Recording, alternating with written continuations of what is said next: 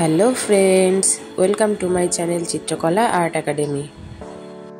আজ আমি তোমাদের সাথে একটা একদম নতুন কাজ শেয়ার করতে চলেছি। যদিও এটা অনেক দিন আগের করা কাজ, একমাত্র ভিডিও এডিটিং করার জন্য তোমাদেরকে দেখাতে পারিনি। এবার আমি তোমাদেরকে বলি যে এই লাল কাপড়টা দিয়ে কি করতে চলেছি। এই যে পুচকুটাকে দেখছো, এর জন্মদিন উপলক্ষে আমি ডিজাইনটি করেছিলাম।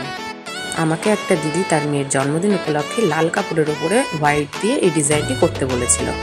তো আমি হোয়াইট ছাড়া অন্যান্য কালারও ইউজ করেছি, যদিও শুধু হোয়াইটের ওপর ভালো লাগছিল না, সেই তোমরা পুরোটা দেখবে, তাহলে দেখতে পাবে আমি কি কালার ইউজ করেছি। তো তোমরা দেখতেই পাচ্ছো যে আমি ডিজাইনটি শুরু করে দিয়েছি। তো ডিজাইনটি একদম সিম্পল করতে বলেছিল, যে মাঝখানে লেখা হবে। সবাই পুরোটা দেখো, কেউ স্কিপ করে দেখো না। আর যারা আমাদের চ্যানেলে নতুন তারা অবশ্যই চ্যানেলটিকে সাবস্ক্রাইব করে দিও।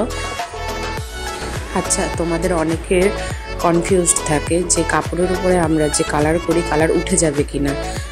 তোমরা নিশ্চিন্ত থাকতে পারো, কারণ আমি কাপড়ের ওপর বলো, পাঞ্জাবির ওপর বলো, যে কোনো সুতির কাপড়ের ওপর আমি যে ডিজাইনই করি না কেন, সম্পূর্ণটাই অ্যাক্রিলিক কালার দিয়ে করি, তার সাথে মিডিয়াম মিশিয়ে। সুতরাং কোনো রকমভাবে কালার উঠে যাওয়ার কোনো চান্স নেই। আমাকে দিদিটা শুধুমাত্র মাঝখানে ডিজাইন করতে বলেছিল, কিন্তু কাপড়টা অনেকটা বড় ছিল, তাই চারিদিকটা এতটাই ফাঁকা লাগছিল, তাই আমি নিজে থেকেই সরু করে একটা বর্ডার করে দিয়েছিলাম। এই বর্ডারটা করার জন্য দিদিরও খুব পছন্দ হয়েছিল।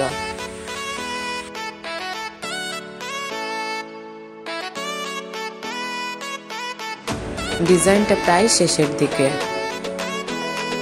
এই সাদা আর হলুদ কালারের মাঝে একটা অরেঞ্জের বর্ডার না দিলে ঠিক ভালো লাগছিল না, তাই অরেঞ্জের একটা বর্ডার দিয়ে দিলাম।